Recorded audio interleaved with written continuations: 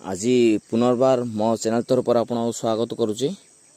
आपन देखिपे आज मु पुनर्बार आउ गोटे बोर्ड लिखापी बोले आसी।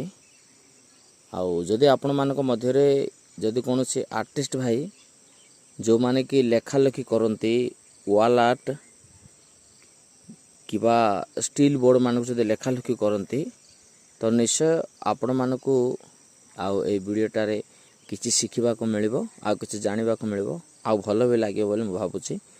तो यहाँ गोटे भीतर एरिया को मुझे आमती भी आम गाँव गोटे गाँवली गाँ से गाँवली गाँव आउ गोटे भीतर गाँ को मुझे जोठार कि मु गोटे बोर्ड लिखापी आ देखु से खाली बोर्डटा से बोर्डटा को मुझे जस्ट आसी मु व्हाइट कलर देती देखिपे ये प्लेन अच्छे एपट कहीं आमर लेखा एपट हम सामना पट लेखा अच्छे।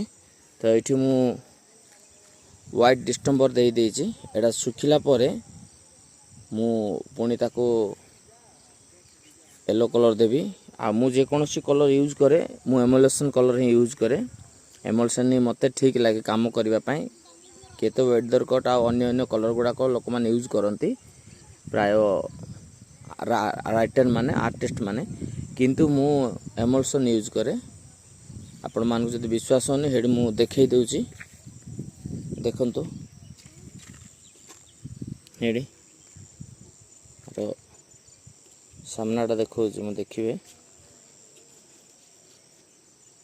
आपण देखि जानथिबे ट्रैक्टर एमोल्सन स्मूथ वॉल फिनिश आ रेट टा मते आपण देखि पार देखिबे 326 टंका आर एमआरपी रेट है आठू 10-12 टका से माने आउ डिस्काउंट करती। तो यहाँ ये बोर्ड आज लेखा हम तार नेक्स्ट जो मु कलर फिनिशिंग करेंगे तापर मु आ गोटे वीडियो आपण मानक सेंड करदेवी कारण एटा मु शॉर्ट जरिया बनाऊँ तो 2 मिनिट अब है। तो मोर आउटसाइड नेक्स्ट वीडियो जो आसो से मुझे वेदर कट जो कलर देती मु बैकग्राउंड रे से वीडियोटा सेंड करी तापर मोर राइटिंग वीडियोटा पुणी तार फाइनाल वीडियो सेंड करी। तो समस्त को अनुरोध करुच्ची जे मोर चैनल तरफ जिते सब आसते प्रत्येक को मु अनुरोध करुच्ची जे मु मोर व्यक्तिगत परिवार प्रतिपोषण पाई मु किसी गोटे काम करुच्ची से काम हूँ आर्ट एंड पेंटिंग आउ जो बिजनेस मु करुँगी बिजनेस मोर बंद भी हो जाए चेष्टा भावुची आगो को बिजनेसटा गोटे छोट बिजनेस करी बोली प्रभुंकर इच्छा है निश्चय सफल हम।